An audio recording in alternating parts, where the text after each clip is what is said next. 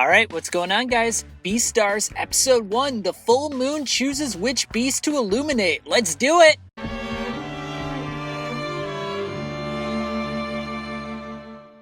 Alright, so episode 1 starts off with a predation incident. A man named Tem, an alpaca, is killed by a predator. Now, it looks like some sort of a wolf. It looks like the main character in the series, Legoshi, just based on the shadow outline of his character. However, we don't know that for certain.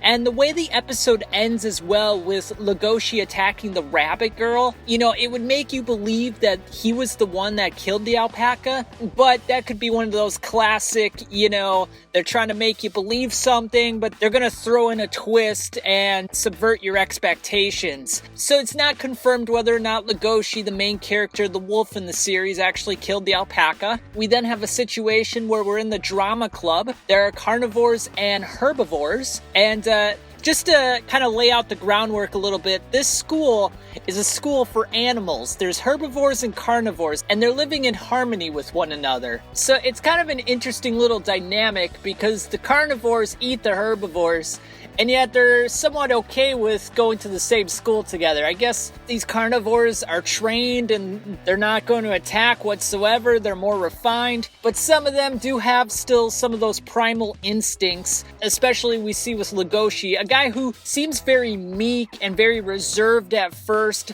but his animalistic instincts come out within a moment's notice. So he is put in a situation where there's an herbivore and they're scared and they start running away, that animalistic instinct really kicks in and he just goes for it. Now, this episode also has a little bunny girl as well, and she's being mistreated at school by the other herbivores. She doesn't really seem to fit in whatsoever. She's tending to some plants and flowers, and as she's doing that, some of the other herbivores toss a book down and ruin her flowers. And, she's kind of telling them off, telling them they're assholes, and they proceed to shove a mattress outside the window, and it almost hits her. And I'm like, Jesus Christ, you would think the carnivores would be the assholes, but it turns out the herbivores are the assholes. I mean, freaking shoving a mattress out of a window at someone? I mean, shit. I mean, I know it's soft, but if it's falling from a high enough height, gravity's gonna get that thing moving pretty quick, and that's gonna hurt like hell.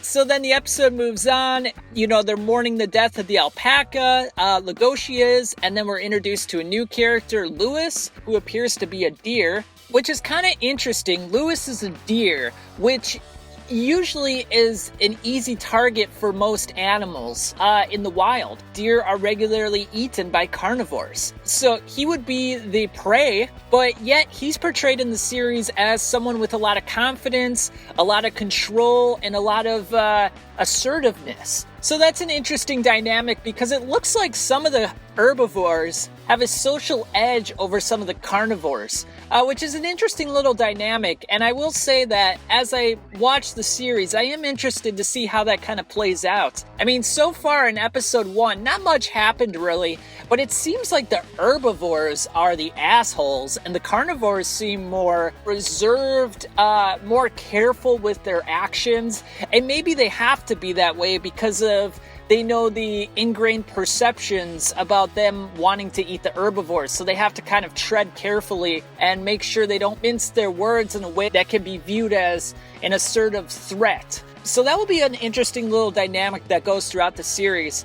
And then, as I previously mentioned, the episode ends with Legoshi. He smells the bunny's aroma. She starts to run away, and he chases her down. And the episode ends with him embracing her. Maybe in a loving way, maybe in a predatory way. But I doubt she'll die in the second episode. And it looks like he's gonna eat her. And then the episode ends there. In terms of the good, it is an interesting dynamic with the predators and the prey at the school. It's interesting to see how they interact with one another and how some of them sort of go above their rank in terms of Lewis, who is typical prey in the wild, but seems to be very highly respected and a leader in a lot of ways, whereas the wolf, who in the wild, Legoshi, would be probably top dog, no pun intended, he seems to be very low on the totem pole in terms of social status. So that'll be kind of interesting to see as we move forward in the series. In terms of the bad, obviously I mentioned this in my 2019 fall anime review. I'm not a really big fan of the animation. It has this 3D aesthetic that, especially when the characters are moving and they're kind of turning the camera from one part of their face to the next,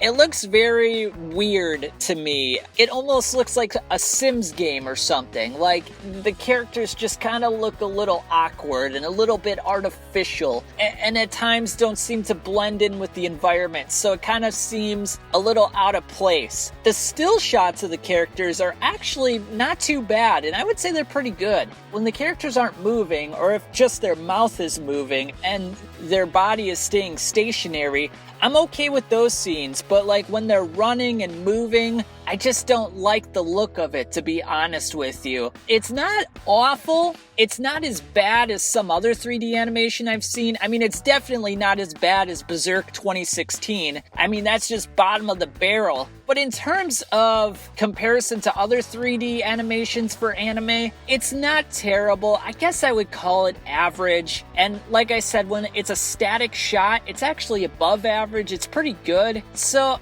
it's not as bad as I thought it was going to be. So that's all I really got to say on this episode. The character dynamics and the story are pretty interesting. And, besides the animation, I've probably enjoyed this episode, and I'll be looking forward to the next one as well.